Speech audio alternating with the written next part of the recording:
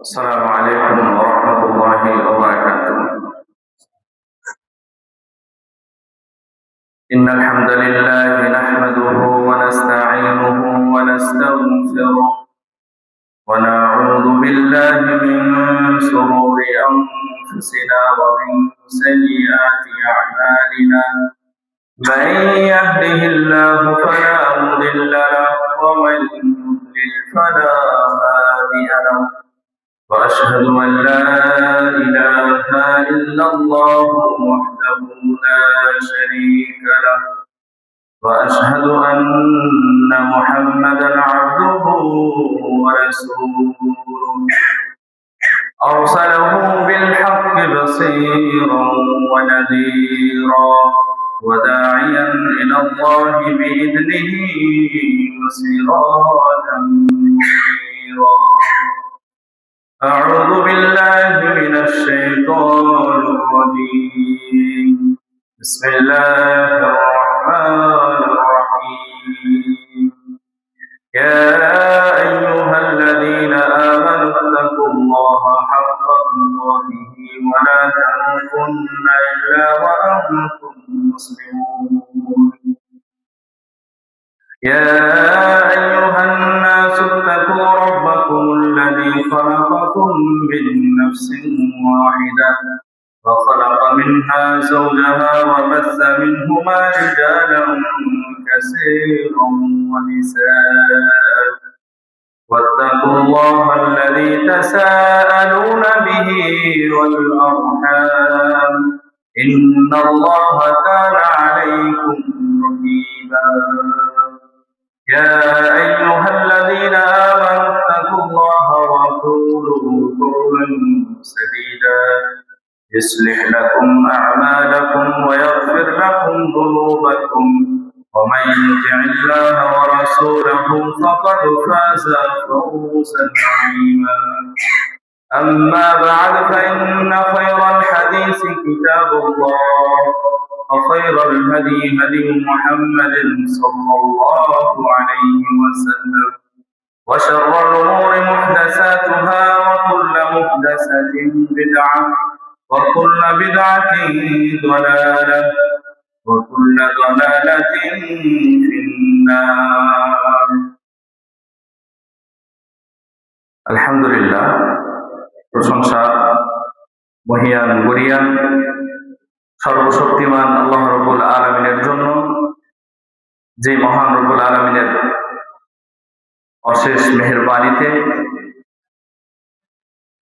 আমরা সালাতুল জুমা আদায় করার লক্ষ্যে যথাসময়ে উপস্থিত হতে পেরেছি। সেজন্য আল্লাহ সুবহানাহু ওয়া তাআলার দরবারে লাখো কোটি শুকরিয়া জ্ঞাপন করছি, আলহামদুলিল্লাহ। অতঃপর আমরা দরুদ পেশ করছি বিশ্বনবী সাইয়্যিদুল মুরসালিন খাতামুন নবিয়্যিন মুহাম্মদ সাল্লাল্লাহু আলাইহি ওয়াসাল্লামের উপর অগণিত দরুদ ও শান্তি ধারা বর্ষিত হোক। আল্লাহুম্মা সাল্লি আলাইহি আল্লাহুম্মা বারিক আলাইহি। আমরা দোয়া করছি সে সকল মুমিন মুমিনাত ভাই ও বোনদের জন্য যে বা যারাই যেভাবে ইসলামের খেদমত করে গেছেন, আল্লাহ সুবহানাহু ওয়া তাআলা যেন তাদের এই খেদমতের প্রতিদান হিসেবে জান্নাতুল ফেরদাউস দান করেন, আল্লাহুম্মা আমিন। বড় ফিতনার জামানায় আমরা বসবাস করছি। ফিতনা মুক্ত হয়ে যেন আমরা ইবাদত বন্দেগী করতে পারি, ইহকাল ত্যাগ করতে পারি, আল্লাহ সুবহানাহু ওয়া তাআলার বিধিবিধান পূর্ণাঙ্গরূপে সঠিকভাবে সঠিক পদ্ধতিতে নিজেদের জীবনে, পারিবারিক জীবনে, রাষ্ট্রীয় জীবনে যেন বাস্তবায়ন করতে পারি। আল্লাহ সুবহানাহু ওয়া তাআলা সেই তৌফিক দান করুন, আমিন। প্রিয় উপস্থিতি, আজকে এই সংক্ষিপ্ত জুমার খুতবার বিষয়বস্তু হচ্ছে সন্তানের প্রতি পিতামাতার দায়িত্ব ও কর্তব্য। আমরা একটি আলোচনা প্রচুর পরিমাণে শুনে থাকি, পড়ে থাকি। এমনকি জেনারেল যে প্রতিষ্ঠানগুলো আছে সেগুলোতেও একটি বিষয়ে খুব জোরালোভাবে তাকিদ দেওয়া হয়, সেটা হচ্ছে পিতামাতার প্রতি সন্তানের দায়িত্ব, এটা আমরা সবাই ভাবি এবং বলিও। কিন্তু আগে পৃথিবীতে পিতামাতা এসেছে নাকি সন্তান এসেছে? আসলে আগে পিতামাতা এসেছে। তাহলে পিতামাতার উপরেই আগে দায়িত্ব, এরপরে তখন সন্তানের উপরে দায়িত্ব। কিন্তু আমরা উল্টা বুঝি। আমরা বুঝি আমি বৃদ্ধ বয়সে উপনীত হয়েছি, আমার বয়স শেষ সীমায় পৌঁছে গেছে, আমি কোনো কাজ কাম করতে পারছি না, অথচ আমার সন্তান আমাকে দেখভাল করে না, আমার সন্তান আমাকে দুমুঠো ভাত খেতে দেয় না। প্রচুর পরিমাণে আমরা আমাদের চারিস্থল গুলোতে, দোকানগুলোতে, সমাজে, মরণের কাছে, বন্ধু বান্ধবের কাছে প্রচুর পরিমাণে বলে থাকি। অথচ আগের যে আমার দায়িত্ব ছিল, সেই দায়িত্বে অবহেলা করার কারণে, সেই দায়িত্ব যথাযথভাবে পালন না করার কারণেই কিন্তু আজকে আমাকে অবহেলা, যার কারণে বিষয়টিকে আমি খুবই গুরুত্বের চোখে দেখছি। অতএব আপনারাও খুব মনোযোগ সহকারে বিষয়টি শোনার চেষ্টা করবেন ইনশাআল্লাহ। আপনাদের সুবিধার্থে আমরা আলোচনাগুলো একটা মানুষের বিয়ের আগ থেকে শুরু করে একটা সন্তানকে পূর্ণাঙ্গরূপে প্রতিপালন করা পর্যন্ত পয়েন্ট পয়েন্ট আকারে সেই বিষয়গুলোকে তুলে ধরার চেষ্টা করবেন ইনশাআল্লাহ। প্রিয় উপস্থিতি, সন্তানকে যদি আমরা সন্তান রূপে গড়ে তুলতে পারি, সন্তানকে যদি আমরা সঠিক দিক নির্দেশনা দিয়ে, দিনের শিক্ষা দিয়ে তাকে গড়ে তুলতে পারি, তাহলে আমাদের মর্যাদা কেমন হবে পরকালে গিয়ে তার প্রকৃষ্ট উদাহরণ মুসনাদ আহমদে একটি বর্ণিত রয়েছে। মুসনাদ আহমদে একটি হাদিস বর্ণিত রয়েছে যে জৈনব ব্যক্তিকে জান্নাতের সর্বোচ্চ একটি মাকাম দান করা হবে। যখন সর্বোচ্চ মাকামটি দান করা হবে, তখন ওই ব্যক্তি অবাক হয়ে বলবে, কি ব্যাপার, পৃথিবীতে তো আমি এ ধরনের কোনো আমল করি নাই, যে আমলের বিনিময়ে জান্নাতের সর্বোচ্চ মাকাম, এত সুন্দর জায়গা, মনোরম দৃশ্য, এত নামি দামি জায়গা আমাকে দেওয়া হবে, এ ধরনের আমল তো আমি পৃথিবীতে করি নাই। তখন তাকে উত্তর দেওয়া হবে যে আসলে তোমার আমলের বিনিময়ে নয়, বরং তুমি একজন নেক সন্তান রেখে গিয়েছিলে, তুমি একজন সুসন্তান রেখে গিয়েছিলে, যে সুসন্তানের দোয়ার মাধ্যমেই আজকে জান্নাতের এই সর্বোচ্চ মাকামটি তোমাকে দান দেওয়া হয়েছে। সুবহানাল্লাহ। একটু চিন্তা করা যায়। আমরা সব সময় বলি আমার বয়স বেশি হয়ে গিয়েছে, আমি কি করব? আপনার বয়স বেশি হয়ে গেলে তো দিন শিখতে বাধা নেই, যদিও পূর্ণাঙ্গ দিন শিখার মূল বয়স হচ্ছে 20 বছর পার হয়ে। না, আপনি ভাবছেন যে আমার সন্তানেরও অনেক বেশি বয়স হয়ে গেছে, এখন তাকে কিভাবে পড়ালেখা করাবো? আপনার সন্তান যখন বালেগে উপনীত হবে, তখনই তো সে দিনের বিষয়গুলো বোধগম্য হবে, সে বুঝতে পারবে। অনুরূপ ভাবে আপনার বয়স যত বেশি হবে, তত আপনি দিনের বিষয়গুলোকে আরো ভালোভাবে জানতে পারবেন এবং বুঝতে পারবেন। আপনি বলছেন আমার সন্তানেরও বয়স বেশি হয়ে গিয়েছে, আপনার সন্তানেরও যদি বয়স বেশি হয়ে যায়, আপনার নাতিপোতা আছে, তাদের বয়সও বেশি, আপনার আত্মীয় স্বজন কেউ আছে যারা অর্থের অভাবে পড়াশোনা করতে পারছে না, দিন শিখতে পারছে না, আপনি তাদেরকে শেখান। তো প্রিয় উপস্থিতি, আমরা ওইদিকে আলোচনা করতে যাচ্ছি না। আমরা আলোচনা করব আজকে যে একজন সন্তানকে কিভাবে সুসন্তান হিসেবে গড়ে তুলবে। তার প্রথম ধাপ হচ্ছে একজন যুবককে চিন্তা ভাবনা করতে হবে, একজন পিতাকে চিন্তা ভাবনা করতে হবে যে আমার সন্তানের জন্য আমি কেমন মা চাই। সর্বাপেক্ষা প্রথম দাবিদার হচ্ছে আমার সন্তানের মা আমি কেমন চাই এটা বাছাই করা। এখন প্রশ্ন হতে পারে, বিয়ের আগে কিভাবে যাচাই বাছাই করব? খোঁজ খবর নিতে হবে। এর মানে এই নয় যে আপনি ঘন্টার পর ঘন্টা একটা নারীর সাথে আপনি কথা বলবেন, পরিবারে এসে বলবেন অমুক মেয়েটি খুব ভালো, অমুক মেয়েকে আমি বিবাহ করব। আপনি কিভাবে জানলেন? আপনি কিভাবে বুঝলেন যে ওই নারী আপনার সন্তানের জন্য খুব ভালো মা হবে? ওই নারী যদি আপনার সাথে ঘন্টার পর ঘন্টা কথা বলতে পারে, ওই নারী যদি বটগাছের তলায় আপনার সাথে বহু সময় কাটাতে পারে, তাহলে 8-10 জন পুরুষের সাথে সে একাকিত্বে একত্রিত হবে না, এর প্রমাণ কি আছে? তাহলে চিন্তা করতে হবে কিভাবে আমি যাচাই বাছাই করবো। সুন্নাহ পদ্ধতি, রাসূলুল্লাহ সাল্লাল্লাহু আলাইহি ওয়াসাল্লাম এভাবেই নির্দেশনা দিয়েছেন যে তাজাওয়াজুল ওয়ালুদ আল ওয়ালুদা ফাইন্নাহু মুকাসিরুম বিকুমুল উমামা, তোমরা ওই নারীদেরকে বিবাহ করো যারা অধিক পরিমাণে স্বামীকে ভালোবাসবে এবং অধিক পরিমাণে সন্তান প্রসবকারিণী হবে।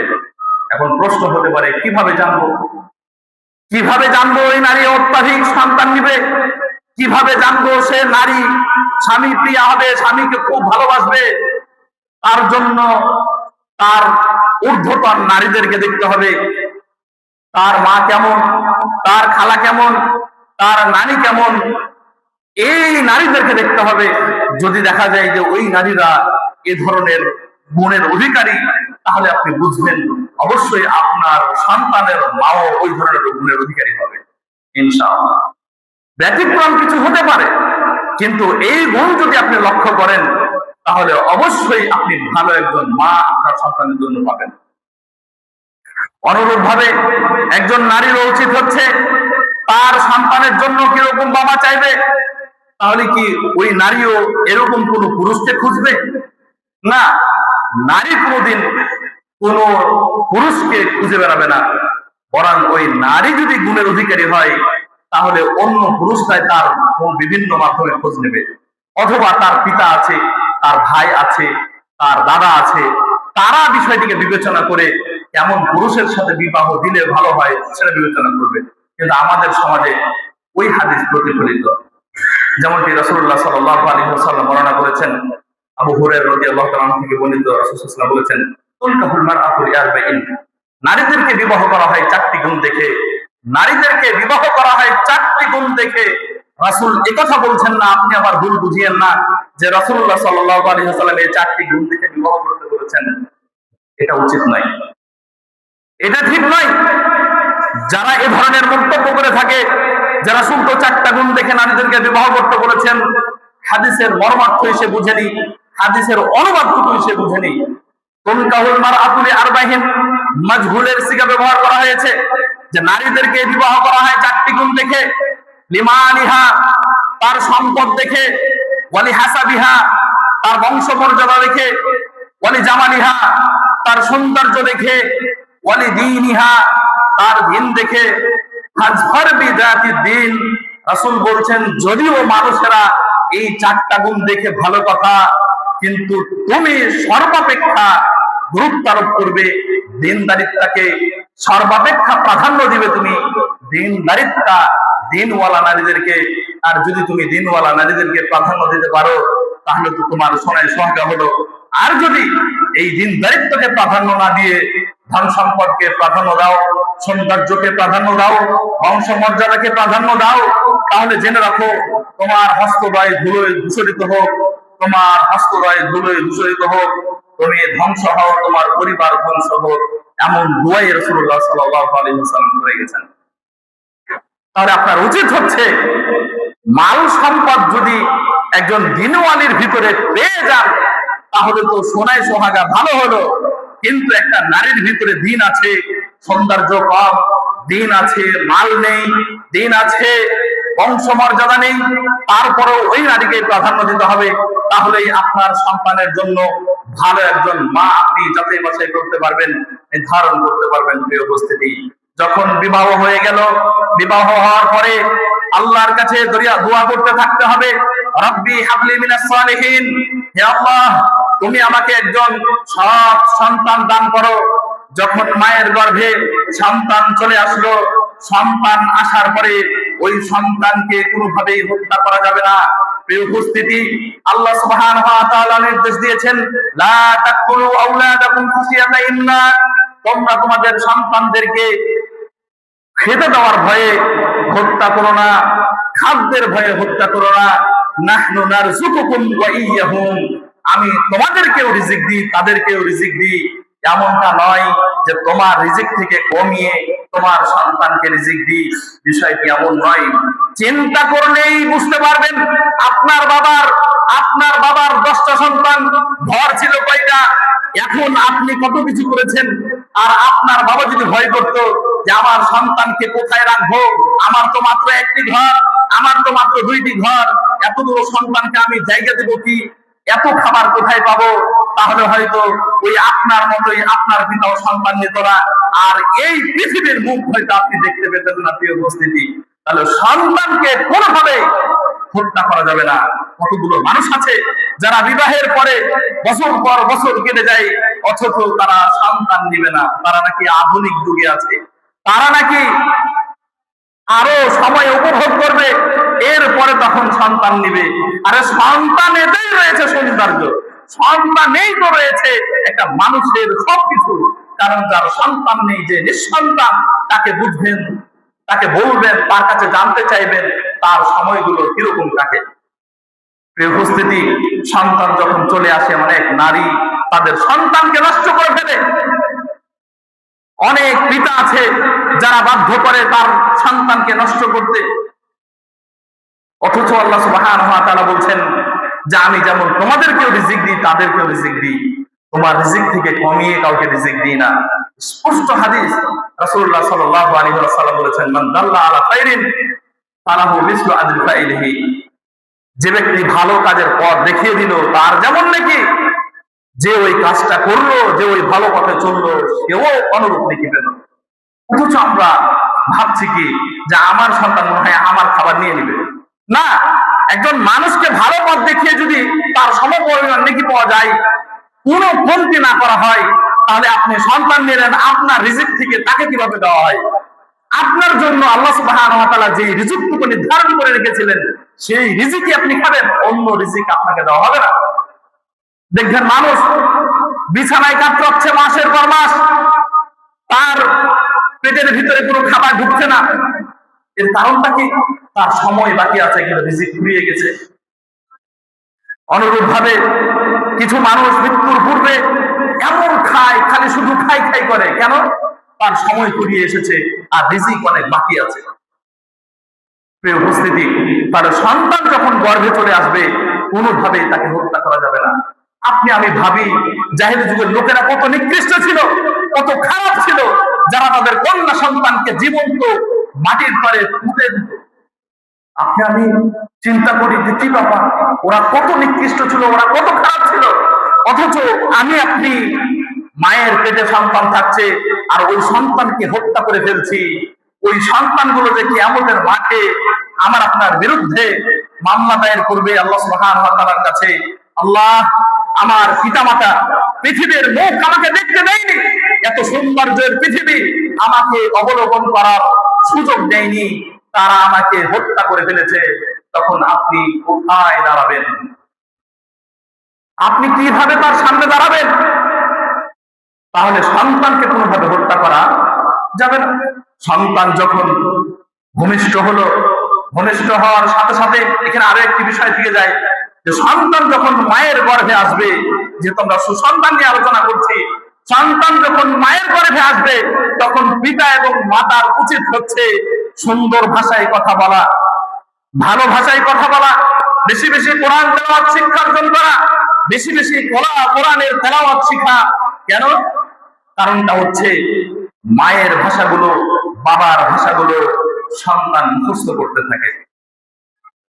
আপনি যদি বাংলা ভাষায় কথা বলেন, আপনার সন্তান ওই বাংলা ভাষা দিয়ে কথা বলবে। আপনি যদি ইংরেজি ভাষায় কথা বলেন, আপনার সন্তান ইংরেজি ভাষায় কথা বলবে, যদিও আপনাদের মাতৃভাষা ভিন্ন হয়, যদিও আমার আপনার মাতৃভাষা ভিন্ন, কিন্তু আমরা যদি ভিন্ন ভাষায় সারাক্ষণ কথা বলি, তাহলে আমার সন্তান যখন জন্ম নেবে, তখন আমরা যে ভিন্ন ভাষায় কথা বলছি, ওই ভাষাতেই সন্তান কথা বলা শিখবে। এজন্য সন্তান যখন আস্তে আস্তে ধীরে ধীরে বড় হতে থাকে, তখন তাকে আগে রিসালাতের শিক্ষা দিতে হয়। তাকে ওই শিক্ষা দিতে হয় না বলো আব্বু, বলো দাদু, বলো মামা, বলো কাকা, বলো চাচু, এগুলোর প্রয়োজন হয় না। কারণ এগুলো সে আশপাশ থেকে তার মায়ের গর্ভে যখন ছিল, তখনই সে এগুলো শিক্ষার্জন করেছে। আপনি যখন কোরআনের ভাষা তার সামনে তেলাওয়াত করবেন, হাদিসের ভাষাগুলো তার সামনে বলবেন, তখন ওই সন্তান মায়ের পেটে থাকতেই ওই ভাষাগুলো মুখস্থ করবে। এর বড় প্রমাণ হচ্ছে যাদের দেখবেন মুখের ভাষা খুব অশালীন, খুব খারাপ, তাদের সন্তানগুলো যখন জন্মগ্রহণ করে একটু কথা বলতে শিখবে, আর দেখবেন তাদের মুখের ভাষা ওই ধরনের। তার বাবা মায়ের ভাষা যেমন, ওই সন্তানের ভাষাও তেমনই হয়। অনুরূপ ভাবে আপনার ভাষা, আপনার স্ত্রীর ভাষা যদি সৌন্দর্যপূর্ণ হয়, তাহলে আপনার সন্তানের মুখের ভাষা দেখবেন আর 10 জন শিশুর চেয়ে ভিন্ন। আমরা বাস্তবিক ভাবে প্রমাণিত, আমরা দেখতে পাই গ্রামে এই বিষয়গুলো খুবই প্রতিফলিত। আমাদের সন্তানরা একরকম, অথচ আমাদের ভাইদের সন্তানরা একরকম। তাদের ভাষার সাথে আমাদের সন্তানদের ভাষা মিল খায় না। এটি স্পষ্ট প্রমাণিত। আপনি নিজে যাচাই বাছাই করে দেখেন, আপনার প্রতিবেশীর কোন একজনের ভাষা কেমন, তার সন্তানের সাথে মিলিয়ে দেখেন, মিলে যাবে। এজন্য মায়ের গর্ভে যখন সন্তান আসবে, তখন উচিত হচ্ছে সুন্দর সুন্দর ভাষায় কথা বলা। অথচ আমরা এটা ভাবি না, অথচ আমরা চিন্তাই করি না। অথচ এই বিষয়টি ভাববার, চিন্তা করার, আপনার সন্তান আপনি কেমন চান সেটা আপনাকে আগেই যাচাই বাছাই করে নিতে হবে। সন্তান যখন ভূমিষ্ঠ হলো, ভূমিষ্ঠ হওয়ার পরে 7ম দিনে তার মাথা নাড়া করবে। 7ম দিনে মাথা নাড়া করে ওই চুল সম পরিমাণ পারলে সাদাকা করবে, সেটা স্বর্ণ পরিমাণ হোক অথবা রৌপ্যের পরিমাণ হোক। প্রিয় উপস্থিতি, ওই দিনে সুন্দর একটা নাম রাখবে, কারণ নামে তার প্রভাব রয়েছে। কিভাবে প্রভাব রয়েছে? আল্লাহ রাসূল সাল্লাল্লাহু আলাইহি ওয়াসাল্লাম বহু নাম পরিবর্তন করেছেন। আসিয়া নাম পরিবর্তন করে জামিলা রেখেছেন, বুররা নাম পরিবর্তন করে জাইনাব রেখেছেন। অনুরূপ ভাবে সাঈদ ইবনে মুসাইয়িব রাহিমাহুল্লাহ তিনি বর্ণনা করছেন যে আমার পিতা মুসাইয়িব রাসূলুল্লাহ সাল্লাল্লাহু আলাইহি ওয়াসাল্লামের কাছে কোনো একদিন আসলে নাম জিজ্ঞাসা করলেন। তিনি বললেন, আমার নাম হাসান। হাসান মানে দুঃখ, কষ্ট, শক্ত, এক কথায় কোমলের বিপরীত, নরমের বিপরীত। আল্লাহ রাসূল সাল্লাল্লাহু আলাইহি ওয়াসাল্লাম এই নামটাকে পরিবর্তন করতে চাইলে তার নাম দিতে চাইলেন সাহাল। সাহাল মানে সহজ, খুব নরম ভাষী, খুব মোলায়েম, ব্যবহার খুব সুন্দর, এ ধরনের অর্থ প্রদান করে। তখন মুসাইয়িব বলছেন যে আমার পিতার দেয়া নাম আমি পরিবর্তন করব না। নাম পরিবর্তন করলেন না। এরপরে মুসাইয়িব বলছেন যে এরপর থেকে যে আমাদের পরিবারে দুঃখ, কষ্ট, কাঠিন্যতা লেগেই থাকতো, তো লেগেই থাকতো। বোঝা যাচ্ছে নামের প্রভাব রয়েছে। এজন্য রাসূলুল্লাহ সাল্লাল্লাহু আলাইহি ওয়াসাল্লাম বলেছেন, ইন্না হাব্বা আসমাইকুম ইলাল্লাহি আব্দুল্লাহ ওয়া আব্দুর রহমান। আল্লাহ সুবহানাহু ওয়া তাআলার কাছে সবচেয়ে প্রিয় নাম হচ্ছে আব্দুল্লাহ এবং আব্দুর রহমান। আপনি চিন্তা করতে পারেন যে সবাই যদি সবার পিতার নাম রাখে আব্দুল্লাহ আর আব্দুল্লাহ, সবাই যদি সবার সন্তানের নাম রাখে আব্দুল্লাহ বা আব্দুর রহমান, তাহলে তো তাদেরকে চিনাই যাবে না। অনেক সাহাবা কেরামের নাম পাওয়া যায়, তাদের সন্তানের সাথে পিতার নামের মিল রয়েছে। যায়েদ ইবনে যায়েদ, মুহাম্মদ ইবনে মুহাম্মদ, তার সন্তানেরও নাম মোহাম্মদ, পিতার নামও মোহাম্মদ। হয়তো আপনি বলতে পারেন সন্তান এবং পিতার মাঝে পার্থক্য করবে কিভাবে? সন্তানকে বলবে শুধু মোহাম্মদ, আর পিতাকে বলবে ইবনু মুহাম্মদ, মানে মোহাম্মদের পিতা। প্রিয় উপস্থিতি, ইসলাম বুঝলে এত সহজ যেটা বলার ভাষা রাখে না। নামের প্রভাব রয়েছে, এজন্যই বলছি, নাম যদি রাখেন বল্টু, ও বল্টু টাইপ দেওয়া শিখবে। নাম যদি এই ধরনের কোন কুসংস্কারপূর্ণ নাম রাখেন, কোন অশালীন ব্যক্তির সাথে মিল রেখে, উদ্দেশ্য রেখে নাম রাখেন, তাহলে আপনার সন্তান ওই ধরনের হওয়ার সম্ভাবনাই বেশি রয়েছে। যার কারণে আপনার সন্তানের নাম রাখতে গেলে অবশ্যই বিবেচনা করে নাম রাখতে হবে। নাম রাখতে গেলে অবশ্যই আপনার সন্তানের নামটা চিন্তা ভাবনা করে রাখতে হবে। আপনি আপনার সন্তানের ভবিষ্যৎ কি ধরনের চান, আপনি আপনার সন্তানকে সুসন্তান হিসেবে গড়তে চান কিনা, এটা আপনাকে চিন্তা ভাবনা করতে হবে। প্রিয় উপস্থিতি, সন্তান যখন ভূমিষ্ঠ হয়ে গেল, এরপরে কোন একটা আলেমের কাছে নিয়ে গিয়ে তাকে তাহনিক করাবেন। তাহনিক হচ্ছে কোন একটা খেজুর নিয়ে গিয়ে ওই আলেম খেজুরটিকে চিবিয়ে ওই বাচ্চার থুতু বা লালাটাকে মুখের ভিতরে ঘুষে দিবেন, যাতে করে সন্তানের প্রতি শয়তানের কোনো কুপ্রভাব না পড়ে, ভালো মানুষের প্রভাব পড়ে। একটি কথা ছুটে গেছে, সন্তান যখন জন্মগ্রহণ করবে সাথে সাথেই তাকে কানে আজান দিতে হবে, ডান কানে আজান দিবে, ডান কানে আজান দিতে হবে, যাতে করে আল্লাহ সুবহানাহু ওয়া তাআলার বাণীটা, আল্লাহ সুবহানাহু ওয়া তাআলার একত্ববাদটা তার কাছে কানে গিয়ে প্রথম পৌঁছায়। শয়তান চেষ্টা করবে তাকে বিভিন্ন ভাবে পদস্খলিত করার, শয়তান তাকে চেষ্টা করবে বিভিন্ন ভাষা তার ভিতরে প্রভাবিত করার, যার কারণে আপনি আপনার সন্তানকে জন্ম দিতে গেলেও কোন ধরনের প্রতিষ্ঠানে গিয়ে আপনার সন্তানকে বের করে নিয়ে আসবেন, এটাও একটা চিন্তার বিষয়। বাংলাদেশে রয়েছে সূর্যের হাসি ক্লিনিক, যাদের সেবার মান খুবই ভালো, শোনা কথা, যাদের সেবার মান খুবই ভালো, বাড়ি থেকে নিয়ে যাবে আবার তাদের গাড়িতে করে বাড়িতে দিয়ে যাবে আপনার। এত সেবা, এত সার্ভিস, তাদের মূল টার্গেট হচ্ছে ওই সন্তানদেরকে তাদের প্রতি প্রভাবিত করা। কেন? খ্রিস্টান মিশনারি কর্তৃক ওই হসপিটালটা পরিচালিত, এর মাধ্যমে তারা চায় ওই সন্তানের প্রথম কথা তাদের কানে ঢুকিয়ে দিতে, যার প্রতিফলন আজকে আপনারা দেখতে পাচ্ছেন বহু অংশে ছয়লাভ হয়ে গেছে। প্রিয় উপস্থিতি, তাহলে বিষয়গুলো আপনাকে চিন্তা ভাবনা করতে হবে, কোন ধরনের আলেমের কাছে নিয়ে যাবেন অথবা কোন ধরনের ডাক্তারের কাছে নিয়ে যাবেন, তারপর আপনার সন্তানের চিকিৎসা করাবেন, আপনার সন্তানকে এই পৃথিবীর মুখ দেখাবেন। প্রিয় উপস্থিতি, তাহলে বলছিলাম ধারাবাহিক ভাবে যে আপনার সন্তান যখন জন্মগ্রহণ করলো, নাম রাখলেন, তাহনিক করালেন, এরপরে আপনার সন্তান যখন আস্তে আস্তে কথা শিখলো, তখন তাকে রিসালাতের শিক্ষা দিলেন। রিসালাতের শিক্ষা হচ্ছে ছোট থেকেই তার ব্রেনে দেওয়া, বলো আব্বু আল্লাহকে, আল্লাহ নামে একজন রয়েছেন যিনি আমাদের স্রষ্টা, বলো কে আব্বু? মুহাম্মদ। মুহাম্মদ হচ্ছে আমাদের প্রিয় নবী মুহাম্মদ সাল্লাল্লাহু আলাইহি ওয়াসাল্লাম, যার দেখানো পথ পদ্ধতি অনুকরণ করা আমাদের জন্য ফরজ। এভাবে ইসলামের বাণীগুলো, ইসলামের বিষয়গুলো তার ব্রেনের ভিতরে গেঁথে দেওয়া, যাতে করে ওই সন্তান কোনোভাবে সঠিক পথ থেকে বিচ্যুত না হয়। প্রিয় উপস্থিতি, বিষয়গুলো খুবই গুরুত্বের দাবিদার, তাই অবহেলার বিষয় নয়, বরং আপনাকে বিষয়গুলো ভালোভাবে চিন্তা ভাবনা করে তার ব্রেনে দিতে হবে, তাকে শিক্ষা দিতে হবে রিসালাতের শিক্ষা, তাকে শিক্ষা দিতে হবে লা ইলাহা ইল্লাল্লাহর শিক্ষা। আলী রাদিয়াল্লাহু তাআলা আনহু থেকে বর্ণিত রয়েছে, তিনি তিনটি বিষয়ের জ্ঞান অর্জনের জন্য বারবার তাগিদ দিতেন। তার ভিতরে অন্যতম একটি হচ্ছে কোরআনের তেলাওয়াতের শিক্ষা এবং কোরআনের জ্ঞানের শিক্ষা। তেলাওয়াতের শিক্ষা আর জ্ঞানের শিক্ষা ভিন্ন। এজন্য বলছি যে তেলাওয়াতের শিক্ষাটা হলো তেলাওয়াত করবেন, ওর অর্থ জানবেন, না হয় না জানবেন। আর কোরআনের জ্ঞানের শিক্ষাটা হচ্ছে কোরআনের অনুবাদ কি, কোন আয়াতের তাফসীর কি, এই ধরনের শিক্ষা প্রদান করা। আলী রাদিয়াল্লাহু তাআলা আনহু অত্যাধিক মাত্রায় গুরুত্ব প্রদান করতেন। ওসমান রাদিয়াল্লাহু তাআলা আনহু থেকে বর্ণিত, রাসূলুল্লাহ সাল্লাল্লাহু আলাইহি ওয়াসাল্লাম বলেছেন, খায়রুকুম মান তাআল্লামাল কুরআনা ওয়া আল্লামা, তোমাদের মধ্যে সর্বোত্তম সেই ব্যক্তি যে কোরআনের জ্ঞান নিজে শিক্ষার্জন করে এবং অন্যকে শিক্ষা দেয়। আমরা বিষয়গুলো সকলেই জানি, অথচ আমরা সেই বিষয়গুলোকে আমাদের অন্তরে, আমাদের পরিবারে, নিজেদের মাঝে, রাষ্ট্রীয় মাঝে কোনোভাবে বাস্তবায়ন করতে পারছি না। অথচ বিষয়গুলোকে সবার মাঝে বাস্তবায়ন করা অত্যন্ত জরুরি।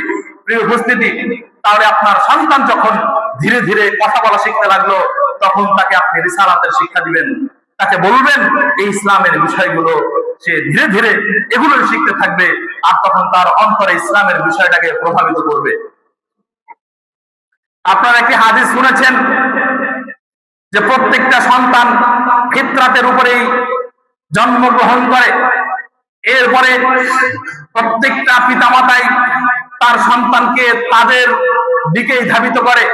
অর্থাৎ পিতা যদি হয় ইহুদি, তাহলে তার সন্তানকে সেই ইহুদি বানায়, পিতা যদি হয় খ্রিস্টান, তাহলে তার সন্তানকেও খ্রিস্টান বানায়, পিতা যদি হয় মুসলিম, তাহলে জন্মসূত্রে তার সন্তানকেও মুসলিম বানায়। কিন্তু প্রকৃত মুসলিম বানাতে পারে না, প্রকৃত মুসলিম বানাতে পারে না। অথচ উচিত ছিল তার সন্তানকে প্রকৃত মুসলিম বানানো, অথচ উচিত ছিল তার সন্তানকে প্রকৃত শিক্ষা দিয়ে মানুষের মতো মানুষ করে গড়ে তোলা। কিন্তু বিষয়গুলো সে ভাবে না, বিষয়গুলো চিন্তা করে না।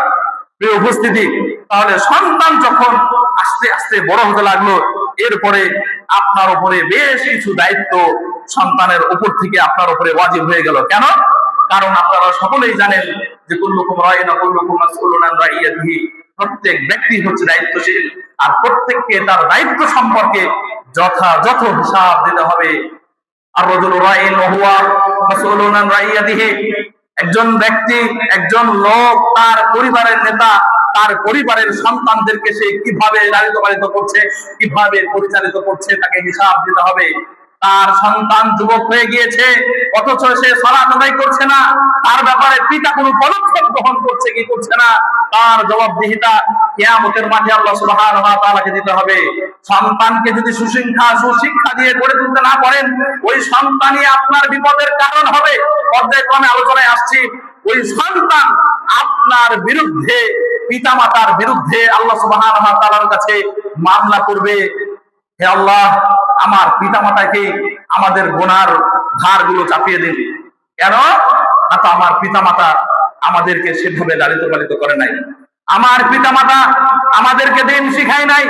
আমার পিতা নামাজ পড়েছে কিন্তু আমাদেরকে কোনোদিন বলে নাই চলো আপু ফজরের সালাত, ফজরের আজান হয়ে গিয়েছে, জামাতের সময় হয়ে গিয়েছে, চলো গিয়ে জামাতে নামাজ পড়বো, এই কথা কোনোদিন বলে নাই।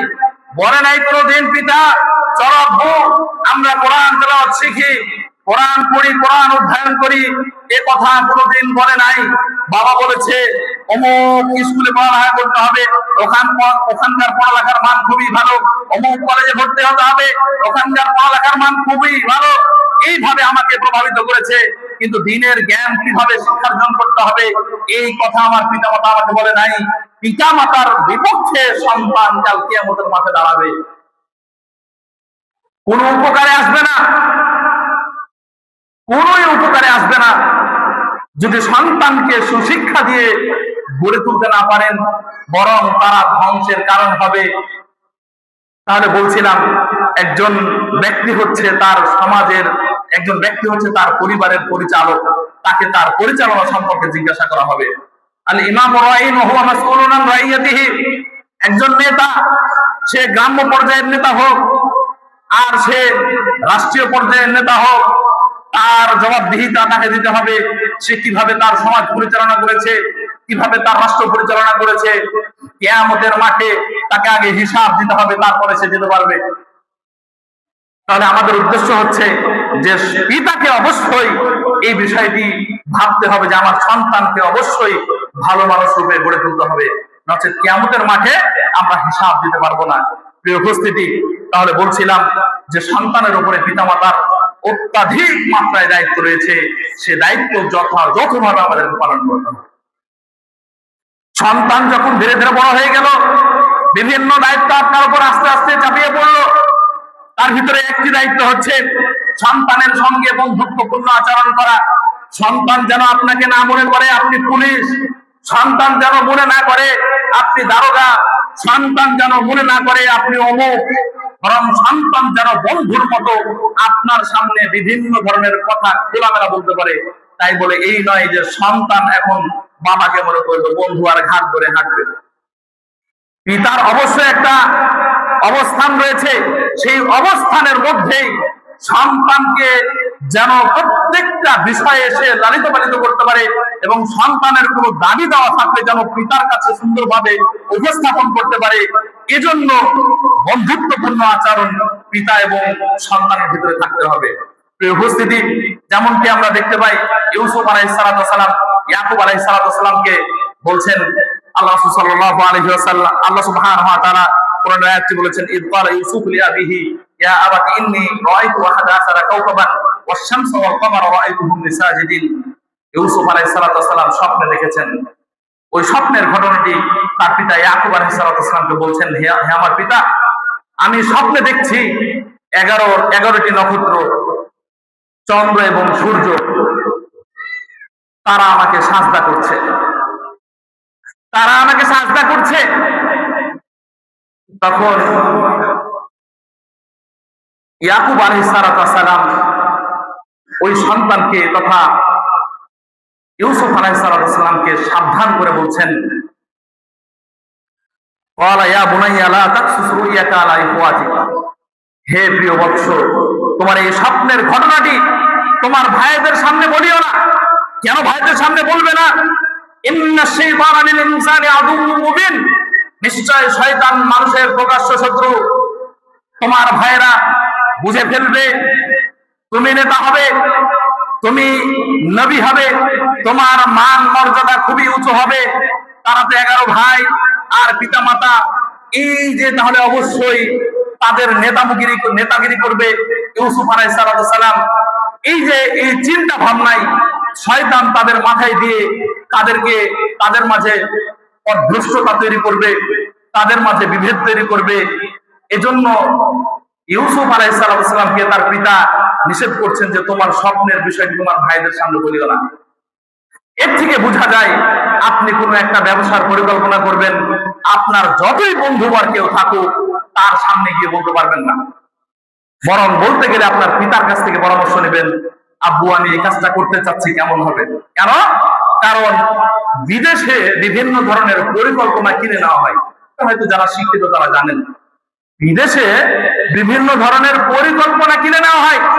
তাদের ওই পরিকল্পনা ব্রেনে ধরে না, কিন্তু এমন একটা পরিকল্পনা পেয়েছে যেটা তাদের খুব কাজে লাগছে, খুব ভালো, তারা ওটাকে বাস্তবায়ন করতে পারবে। তখন তারা ওই পরিকল্পনাগুলো কিনে নেয়, এবার বাস্তবায়ন করে। তো আপনার ভাইকে যখন আপনি বা আপনার বন্ধুকে যখন আপনার পরিকল্পনাটা আপনি বলে দিলেন, আপনার হাতে হয়তো টাকা উপস্থিত নাই, আপনার বন্ধুর কাছে আছে, আপনার বন্ধু আগে বাস্তবায়ন করে ফেললো। তো প্রিয় উপস্থিতি, যেটা বলতে চাচ্ছি যে স্বপ্নের বিষয়টি নিজের ভাইদেরকেও বলা যায় না, বলতে হবে পিতার সাথে। মানে পিতার সাথে বন্ধুত্বপূর্ণ আচরণ না হলে সন্তান কোনো সময় পিতার সামনে এ ধরনের কথা বলতে পারে না।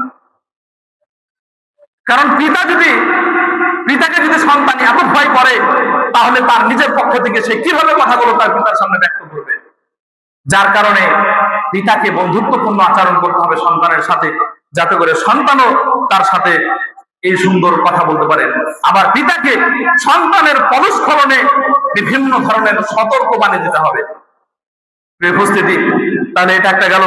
এরপরে সন্তানের ভবিষ্যৎ গঠনেও সন্তানকে বিভিন্ন ধরনের উপদেশ বাণী দিতে হবে। যুবকে পরিণত হয়েছে, অর্থবিত্ত আস্তে আস্তে তার হাতে এসেছে, আর ওই অর্থ সে পানির মতো খরচ করে ফেলছে, চিন্তাও করছে না যে তার সামনের একটা পথ রয়েছে। পিতাকে উচিত হচ্ছে সেক্ষেত্রে সঠিক পরামর্শ ওই সন্তানকে দেওয়া, যাতে করে সে সঠিক পথ থেকে বিচ্যুত না হয়। প্রিয় উপস্থিতি, কোরআনের আয়াত রয়েছে সূরা ইউসুফের 6 নম্বর আয়াত। প্রিয় উপস্থিতি, এরপরে রয়েছে সন্তানের মধ্যে সমতা বজায় রাখা। সন্তানের মধ্যে কেন সমতা বজায় রাখবে? আল্লাহ রাসূল সাল্লাল্লাহু আলাইহি ওয়াসাল্লাম বলেছেন, সাওউ বাইনা আওলাদিকুম ফিল আতিয়াহ। প্রদান করার ক্ষেত্রে, কোনো কিছু দেওয়ার ক্ষেত্রে সন্তানের মাঝে তোমরা সমতা বজায় রাখো। কেন? একজন সন্তানকে দিয়ে দিবে 2 বিঘা সম্পত্তি আর একজন সন্তানকে দিবে 5 কাঠা, এমনটা করবে না। বরং যদি কাউকে দিতে হয় 2 বিঘা, তাহলে অন্য সন্তানকেও 2 বিঘা দিতে হবে। যার প্রকৃষ্ট উদাহরণ অনেকগুলো হাদিসে দেখা যায়। কোন সাহাবী তার কোন সন্তানকে কিছু দিয়েছেন, রাসূলুল্লাহ সাল্লাল্লাহু আলাইহি ওয়াসাল্লামের কাছে সে সংবাদ আসলে আল্লাহ রাসূল সাল্লাল্লাহু আলাইহি ওয়াসাল্লাম বলেছেন যে তোমার অমুক সন্তানকে কি এটা দিয়েছো? যখন বলেছেন যে না দিইনি, তখন আল্লাহ রাসূল বলেছেন তুমি ওটা ঘুরিয়ে নাও, ফেরত নাও। তাহলে এক সন্তানকে কোনো কিছু দিতে গেলে আর যে সন্তানগুলো রয়েছে তাদেরকেও দিতে হবে। উপস্থিতি, আল্লাহ রাসূল সাল্লাল্লাহু আলাইহি ওয়াসাল্লাম আরো বলেছেন ইত্তাকুল্লাহ ওয়া আদিলু বাইনা আওলাদিকুম, তোমরা ভয় করো, সন্তানদেরকে কোনো কিছু দেওয়ার ক্ষেত্রে সমতা বজায় রাখো, ন্যায় পরায়ণতা বজায় রাখো। অনেক ক্ষেত্রে দেখা যায় যে বাবাকে সন্তান দেখে না, খোঁজ খবর নিতে গিয়ে যদি দেখা যায় যে সন্তানকে সে ঠকিয়েছে, যদিও তো ওই সন্তানের এটা উচিত হয়নি, তার বাবা ঠকিয়েছে তাই সে সন্তান তার বাবাকে ঠকাবে, এটা কোরআন হাদিস কোনো সময় বলে না। বরং কেউ যদি কারো পিতামাতা যদি কাফের মুশরিক হয়, তাহলে ওই কাফের মুশরিকের সাথেও তার সুন্দর ভাষায় কথা বলতে হবে, সুন্দর আচরণ করতে হবে। যেমনটি আবু বকর রাদিয়াল্লাহু তাআলা আনহু, তিনি মুসলিম হয়ে তার পিতামাতা উভয়ে ছিলেন অমুসলিম, তাদের সাথে দেখাশোনা করতেন, তাদের খোঁজ খবর নিতেন, তাদের সাথে মুআমালা ঠিক রাখতেন। আর আপনার পিতা তো আর খারিজ হয়ে যায়নি, আর আপনার পিতা তো অমুসলিম হয়ে যায়নি, তাহলে আপনি কেন আপনার পিতার দেখাশোনা করবেন না? আপনার পিতা যদি আপনার উপরে অন্যায় কিছু করে থাকে, তাহলে অবশ্যই ওই অন্যায়ের হিসাব কাল কিয়ামতের মাঠে আল্লাহ সুবহানাহু ওয়া তাআলার কাছে দিবেন। আর আপনিও যদি ওই লাইনের হয়ে যান যে আমার পিতা আমাকে জমি দেয়নি, আমার পিতা আমাকে এই দেয়নি, তাই আমিও তার এই দিব না ওই দিব না, তাহলে তো আপনিও একই হবে। যেমনটি আজকে প্রতিফলিত হয় বিশেষ করে আমাদের নারীদের ক্ষেত্রে। সবচেয়ে মানুষকে পথভ্রষ্টের মূলেই হচ্ছে নারীরা। কারণ একজন নারী যদি তার পরিবারে যে সকল নারীরা আসবে তাদেরকে মনে করে নিজের সন্তানের মতো, তাহলে এই ধরনের সমস্যার সম্মুখীন হবে না। পরস্পর এই ধরনের লাগাই আছে, বিশেষ করে বউ আর শাশুড়ি। বিশেষ করে বউ আর শাশুড়ি, বউ যেমন শাশুড়িকে দেখতে পারে না, শাশুড়িও বউকে দেখতে পারে না। এটা কেন হবে? এটা কেন হবে? এই 2 দিনের অল্প সময়, এই সময়ের ভিতরে এই ধরনের বিষয়গুলো কারো জন্য মানায় না। প্রিয় উপস্থিতি, তাহলে অবশ্যই সন্তানের মাঝে সমতা বজায় রাখতে হবে। এরপরে সন্তানকে শিরক থেকে দূরে রাখতে হবে, কারণ শিরক এত জঘন্য, শিরক এত খারাপ, যার মাধ্যমে মানুষের সকল আমলকে বরবাদ করে দিতে পারে। যেমনটি লোকমান আলাইহিস সালাতু ওয়াস সালাম তার সন্তানদেরকে বলছিলেন, ওয়াইদ ক্বালা লুকমান লিইবনিহি ওয়া হুয়া ইয়াইদুহু ইয়া বুনাইয়া লা তুশরিক বিল্লাহ ইন্নাশ শিরকা লাযুলমুন আযীম। লোকমান আলাইহিস সালাতু ওয়াস সালাম তার সন্তানদেরকে উপদেশ দিতে গিয়ে বলছেন, হে প্রিয় বৎস, তোমরা আল্লাহর সাথে জুলুম করো না, আল্লাহর সাথে শিরক করো না। এই শিরকটাই হচ্ছে কিয়ামতের মাঠে কঠিন ভয়াবহ জুলুম আকারে দাঁড়াবে। প্রিয় উপস্থিতি, যার কারণে শিরক করা যাবে না। শিরক এত খারাপ জিনিস, অন্য আয়াতে রয়েছে যে কোন ব্যক্তি যদি শিরক করে তার আল্লাহ সুবহানাহু ওয়া তাআলা তার সমস্ত আমলকে বাতিল করে দেন, নষ্ট করে দেন। আলহামদুলিল্লাহ। তাহলে বিশেষ করে বাবারা অনেক বাইরে থাকে, বিভিন্ন কাজকর্ম নিয়ে ব্যস্ত থাকে। সন্তানকে সুসন্তান হিসেবে করতে গেলে মায়েদের ভূমিকা অত্যাধিক পরিমাণ। মায়েরাই পারবে একজন সন্তানকে সুসন্তান হিসেবে গড়ে তুলতে, মায়েরাই পারবে একজন সন্তানকে ন্যায়পরায়ণ সন্তান হিসেবে গড়ে তুলতে, দ্বীনি শিক্ষার পরিবেশে গড়ে তুলতে। যার কারণে নারীদেরকে প্রচুর পরিমাণে সজাগ থাকতে হবে, যাতে করে আপনার সন্তান কোনোভাবে পথভ্রষ্ট না হয়ে যায়। প্রিয় উপস্থিতি, এরপরে রয়েছে বাবা মায়ের দীক্ষা দেওয়া। বাবা মার কিভাবে সেবা যত্ন করবে, কেন করবে, এ সকল বিষয়গুলো সন্তানের কাছে উপস্থাপন করা। আল্লাহ সুবহানাহু ওয়া তাআলা বলেছেন, ওয়াসাইনাল ইনসানা বিওয়ালিদাইহি, আমি পিতামাতাকে নির্দেশনা দিয়েছি, পিতামাতার সাথে সৎ ব্যবহার করার নির্দেশনা দিয়েছি। আমালাতহু উম্মুহু ওয়াহানান আলা ওয়াহানিন, কষ্টের পর কষ্ট গর্ভে ধারণ করেছে সন্তান। মা এত কষ্ট করেছে, মায়ের পেটে যখন সন্তান থেকেছে, মা না পেরেছে এদিকে শুইতে, না পেরেছে ওই দিকে শুইতে, না পেরেছে সোজা হয়ে শুইতে, না পেরেছে বাঁকা হয়ে শুইতে। এত কষ্ট করে, সাধারণত কোনো গ্যাস বা এই জাতীয় কারণে আমাদের পেটটা একটু ফুলে গেলেই আমাদের পেটের অবস্থা খুব কঠিন হয়ে যায়, আমাদের শরীরের অবস্থা কঠিন হয়ে যায়। কিন্তু একজন মা, একজন নারী যখন তার পেটে এভাবে 1টা 2টা 3টা 4টা করে সন্তান ধারণ করে, তখন কত কষ্ট করে এই 9 মাস ওই মাই জানে। পুরুষ এটা অনুধাবনই করতে পারবে না। প্রিয় উপস্থিতি, অনুরূপ ভাবে আরো বলবে, আর নারী তাকে দুধ পান করিয়েছে, দুধ ছাড়িয়েছে 2 বছরে, তার মানে 2 বছর পর্যন্ত দুধ পান করিয়েছে।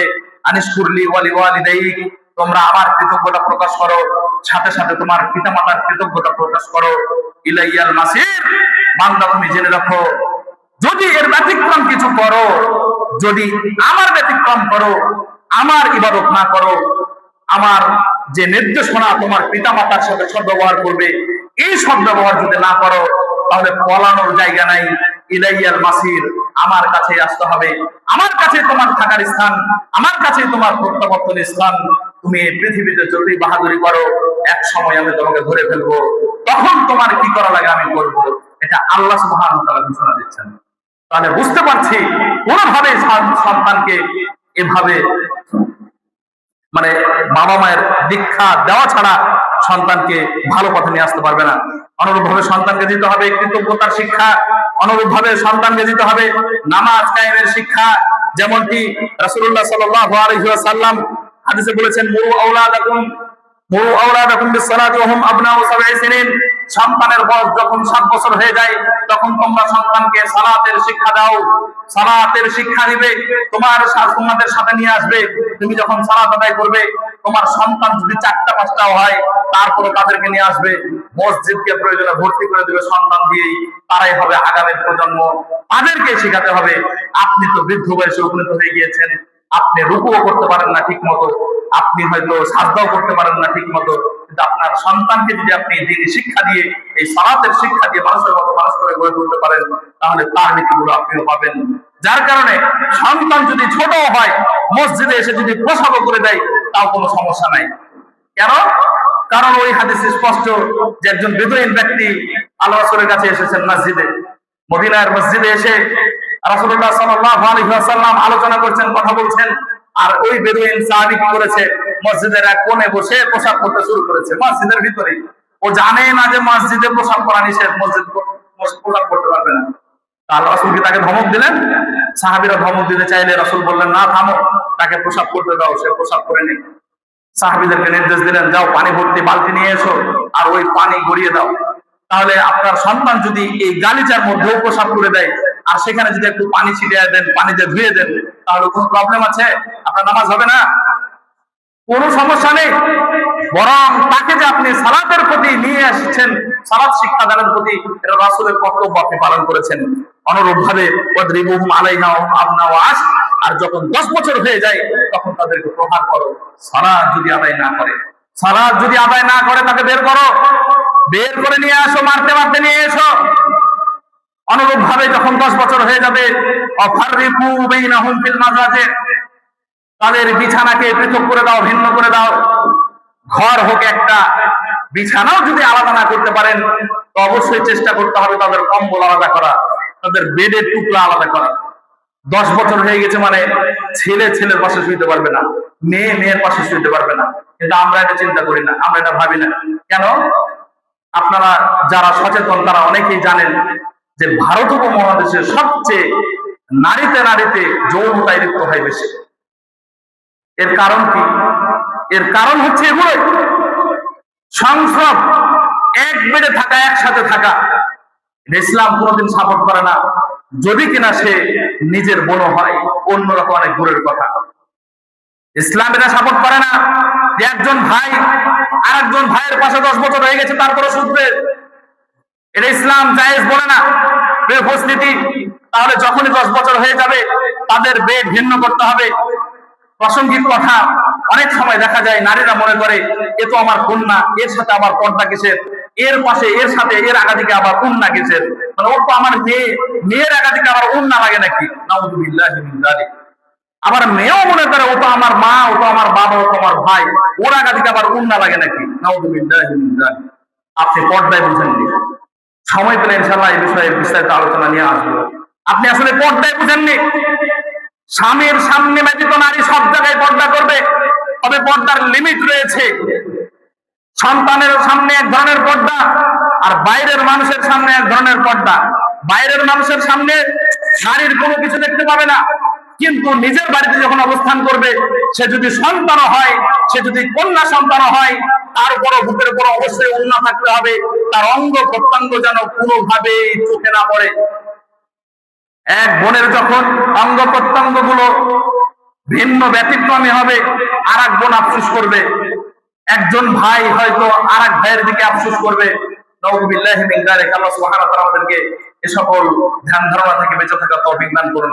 যেটা বলতে চাচ্ছি উল্টা বুঝবেন না, যেটা বলতে চাচ্ছি আপনার সন্তান 10 বছর হয়েছে মানে বালেগে উপনীত হয়েছে, তখন তাদের বিছানাকে রাসূল সাল্লাল্লাহু আলাইহি ওয়াসাল্লামের ভাষায় পৃথক করে দাও। প্রিয় উপস্থিতি, আল্লাহ সুবহানাহু ওয়া তাআলা বলেছেন, ওয়া'মুর আহলাকা বিস-সালাতি ওয়াসতাবির আলাইহা।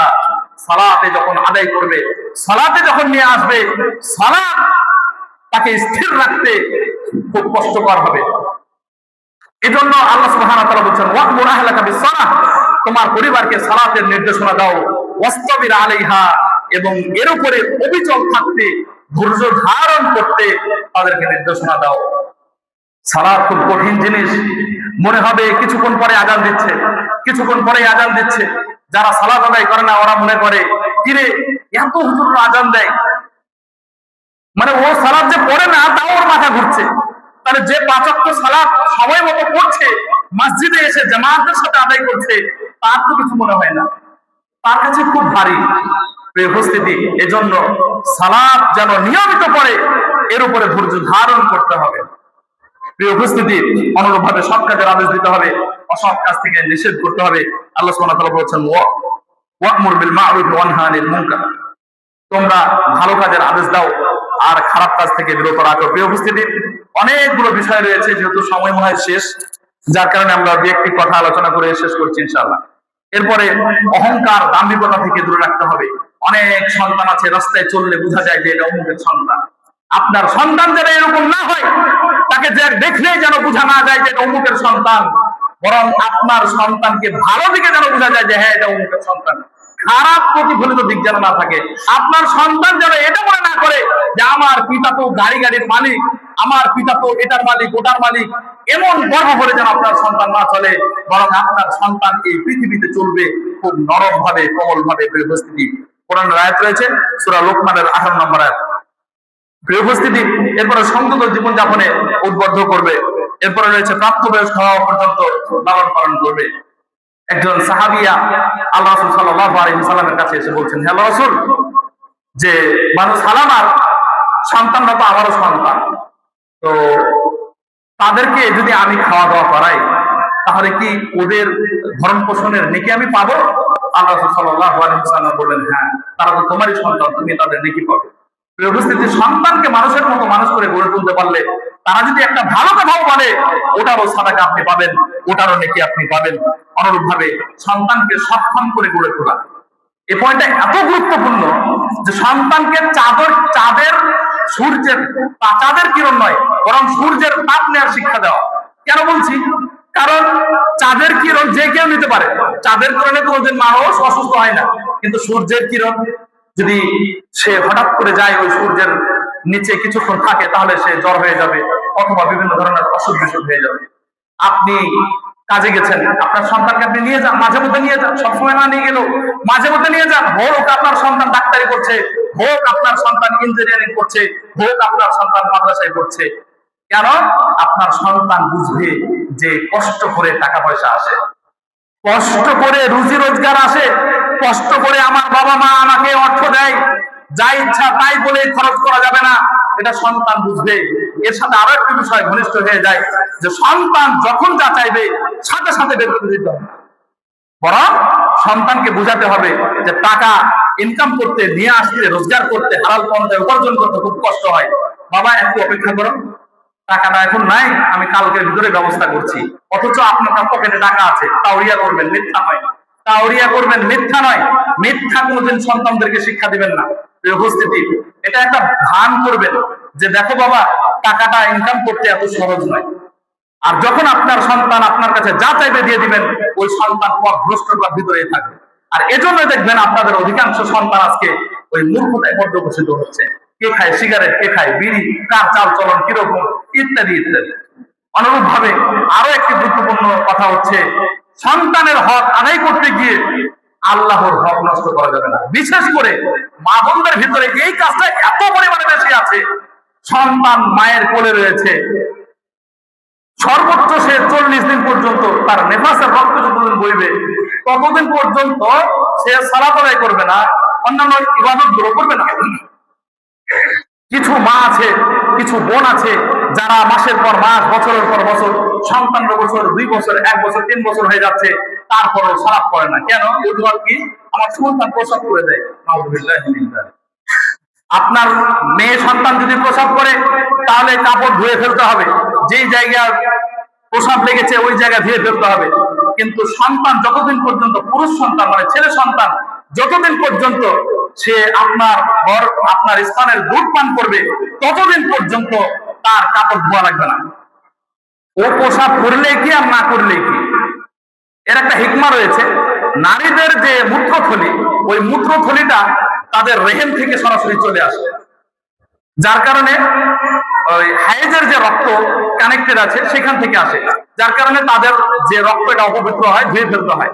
কিন্তু পুরুষের যে রক্তনালী, পুরুষের যে পোশাক, এটা তার ব্যতিক্রম, যার কারণে যতক্ষণ পর্যন্ত সে খাবার দাবার না শিখবে বাইরের খাবার, ততদিন পর্যন্ত ওই সন্তানের পোশাক ক্ষতিকারক নয়, বরং একটু পানি ছিটা দিবে, এটাই তার জন্য পবিত্র হয়ে যাবে।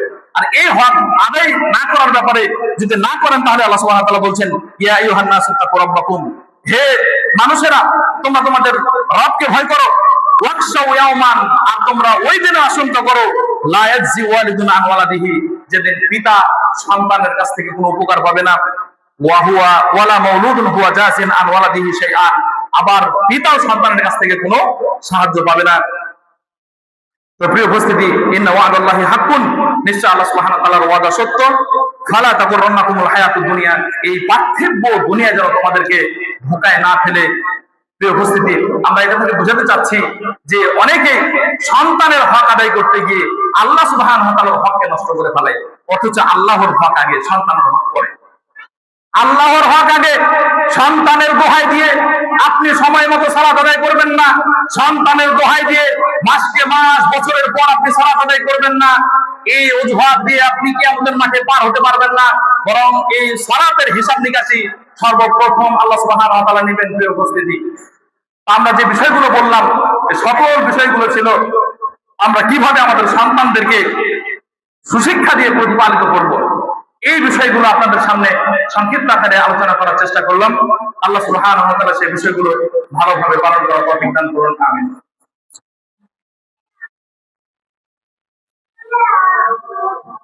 ইন্নাল হামদালিল্লাহি ওয়াহদা ওয়াসসালাতু ওয়াসসালামু আলা মান লা নাবিয়্যা বা'দা, আম্মা বা'দ। প্রিয় উপস্থিতি, আমরা আলোচনা করছিলাম সন্তানের প্রতি পিতামাতার দায়িত্ব ও কর্তব্য। আমরা প্রথমে আলোচনা করেছি যে একজন পিতা বিবাহের আগ থেকে কিভাবে তার সন্তানকে লালন পালন করবে, কিভাবে বেড়ে উঠাবে, সেই সংক্রান্ত একেবারে কাছাকাছি প্রায় শেষ পর্যন্ত আলোচনা করেছে। একটা সন্তানকে প্রাপ্তবয়স্ক হওয়া পর্যন্ত পিতামাতার প্রতি তাদের দায়িত্ব ওয়াজিব, ফরজ। তাদেরকে যদি এই শিক্ষাগুলো দিয়ে মানুষের মতো মানুষ করে গড়ে তুলতে পারে, তাহলে অবশ্যই সেই সন্তান বৃদ্ধ বয়সে গিয়েও বাবা মাকে দেখবে, ওই সন্তানের মাধ্যমে পরকাল হাসিল করবে, ওই সন্তানের মাধ্যমে জান্নাতের সর্বোচ্চ মাকাম সে অর্জন করতে পারবে। আর সন্তানকে যদি সে সুশিক্ষা দিয়ে বড় না করতে পারে, সন্তানকে যদি দ্বীনের শিক্ষা দিয়ে সে লালিত পালিত না করতে পারে, তাহলে ওই সন্তানের কাছ থেকে ভালো কিছু আশা করতে পারবে না। প্রিয় উপস্থিতি, দু একটা কথা বলতে বলা হয়েছিল। আপনারা জানেন যে এই মসজিদটা আজকে মনে হয় দ্বিতীয় সপ্তাহ জুমা। আপনারা দেখতে পাচ্ছেন অনেক কাজ এখনো বাকি, বিশেষ করে দ্বিতীয় তলায় মহিলারা ছাদবিহীন ভাবে সালাত আদায় করছে, সাথে সাথে চতুর্দিকে এখনো বিভিন্ন ধরনের কাজ বাকি রয়েছে। এই কাজে যদি আপনারা শরীক না হন, তাহলে শরীক হবে কারা? আল্লাহ রাসূল সাল্লাল্লাহু আলাইহি ওয়াসাল্লাম বলেছেন, মান বানা লিল্লাহি মাসজিদান বানাল্লাহু লাহু মিসলাহু বাইতান ফিল জান্নাহ। যে ব্যক্তি একটি মসজিদ নির্মাণ করবে, আল্লাহ সুবহানাহু ওয়া তাআলা জান্নাতে তার জন্য একটি ঘর নির্মাণ করবেন। সুবহানাল্লাহ। আমরা ভাবছি যে কথাটা কি, কিন্তু আসলে এই কথাটাকে যদি ওজন করতে যান, এটা ছোট কথা নয়, এটা অনেক মহত্বপূর্ণ কথা। এখন আপনি বলতে পারেন যে আমি আবার একাই ঘর বানিয়ে দেওয়ার তো সক্ষমতা রাখি না। আপনি যতটুকু রাখেন ততটুকুই তো রাখবেন। আপনি যদি পারেন 10,000 তো 10,000 দিবেন, আপনি যদি পারেন 1 লক্ষ তো 1 লক্ষই দিবেন, আপনি যদি পারেন 100 তো 100ই দিবেন। বিশেষ করে এই যে যখন জুমার সালাতে আসবেন, প্রত্যেকেই চেষ্টা করবেন এখানে শরীক হওয়ার। আর যদি শরীক হতে পারেন, তাহলে অবশ্যই আমাদের পরকালে আল্লাহ সুবহানাহু ওয়া তাআলা আমাদের নেক নিয়তের মাধ্যমে এরকম মসজিদ না, এর চাইতে হয়তো কত উন্নত মসজিদ, এই কত উন্নত ঘর আমাদেরকে আল্লাহ সুবহানাহু ওয়া তাআলা দান করবেন ইনশাআল্লাহ। অতএব আমার উদাত্ত আহ্বান থাকবে, সন্তানকেও আপনারা সুসন্তান হিসেবে গড়ে তোলার জন্য অবশ্যই ভালো কোনো প্রতিষ্ঠানে আপনার সন্তানকে ভর্তি করবেন। দ্বিতীয়ত, এই যে মসজিদ হচ্ছে, এই মসজিদ আপনাদেরকে আরো জোরালো ভাবে আবার করতে হবে।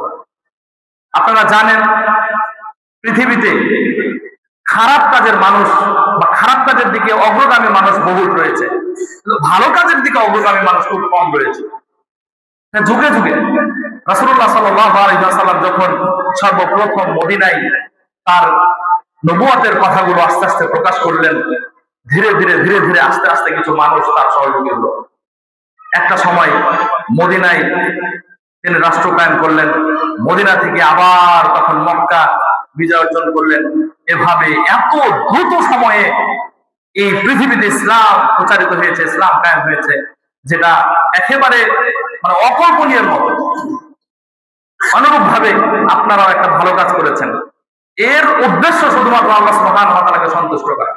এটা পার্থিব কোনো মানুষকে দেখানোর উদ্দেশ্য নয়। যার কারণে আপনারা সকলে এগিয়ে আসবেন, এই উদাত্ত আহ্বান থাকলো।